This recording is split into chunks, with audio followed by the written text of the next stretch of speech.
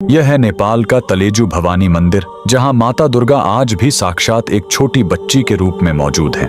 आप जाकर उनके दर्शन भी कर सकते हैं, लेकिन यह साल में सिर्फ एक बार ही मुमकिन होता है, नवरात्रि के महीने में। दरअसल माता दुर्गा को मजबूरी में यह बाल रूप धारण करना पड़ा था। एक राजा के मन में आई पल भर की हवस ने देवी को अपना रूप बदलकर नेपाल की इस जगह पर विराजमान होने पर मजबूर कर दिया था। कहानी शुरू होती है उसी राजा से। सैकड़ों साल पहले नेपाल में एक बहुत ही न्याय प्रिय राजा जयप्रकाश मल्ल राज करते थे। वो अपनी प्रजा का बहुत ख्याल रखते थे और माता दुर्गा के बहुत बड़े उपासक थे। राजा की सच्ची भक्ति से माता इतनी प्रसन्न थीं कि वो हर रात एक बेहद खूबसूरत कुमारी का रूप धारण करके राजा के कमरे में साक्षात उनसे मिलने आती थीं। बंद कमरे में राजा और देवी के बीच पांसे का खेल होता था। खेलते खेलते देवी राजा को राज्य पर आने वाले हर खतरे से आगाह कर देती थीं, जिससे राज्य हमेशा सुरक्षित रहता था। लेकिन एक रात बहुत बड़ा अनर्थ हो गया। पांसे खेलते समय देवी के उस अत्यंत सुंदर रूप को देखकर राजा का मन डोल गया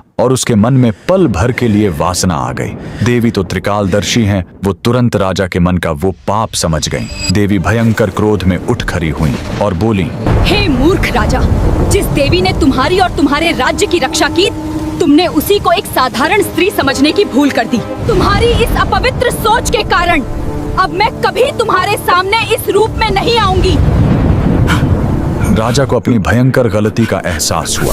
वो भागकर देवी के मंदिर गया और चौखट पर गिरकर फूट फूट कर रोने लगा। पश्चाताप की आग में जलते हुए राजा ने अन्न जल त्याग दिया। उधर देवी के जाते ही पूरे राज्य में भयानक परेशानियां और संकट आने लगे। अपने भक्त को इस तरह तड़पता देख और राज्य को संकट में देखकर आखिरकार माता का हृदय पिघल गया। देवी ने राजा के सपने में आकर कहा, मैं तुम्हारी भूल क्षमा करती हूँ, लेकिन मैं अब कभी उस रूप में वापस नहीं आऊंगी। अब से मैं तुम्हारे राज्य की रक्षा करने के लिए एक पवित्र और निष्पाप बालिका के रूप में आऊंगी।